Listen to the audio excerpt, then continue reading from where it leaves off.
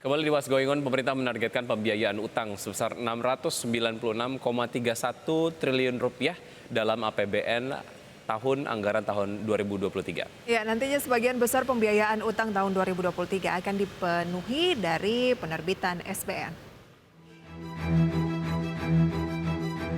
Pemerintah menargetkan pembiayaan utang sebesar Rp696,31 triliun dalam APBN tahun anggaran 2023.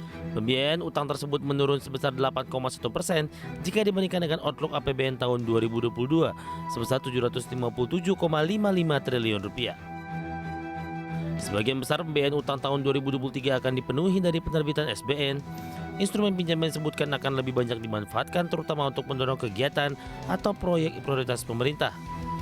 Rencana pembiayaan utang sebagian besar rencananya dilakukan dalam mata uang rupiah, berbunga tetap dan dengan tenor menengah panjang.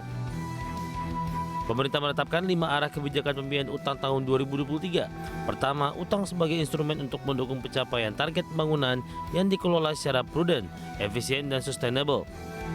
Kedua, pendalaman pasar untuk mendukung fleksibilitas dan pengendalian vulnerabilitas utang. Ketiga, mengendalikan risiko utang untuk menjaga keberlanjutan fiskal.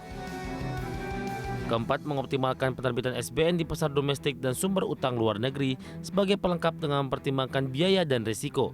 Dan kelima, manfaatkan pinjaman tunai dalam kerangka fleksibilitas pembiayaan untuk menjamin pemenuhan pembiayaan guna mendukung agenda pembangunan dengan tetap mempertimbangkan kapasitas pemberi pinjaman dan ketersediaan underlying.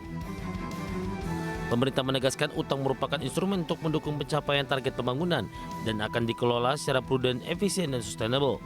Meski hingga 2022 batasan defisit masih melebihi 3% yang disebabkan oleh penanganan dampak pandemi COVID-19, pemerintah menargetkan defisit kembali ke angka maksimal 3% terhadap PDB pada 2023. Jakarta, Tim Liputan, Adex Channel.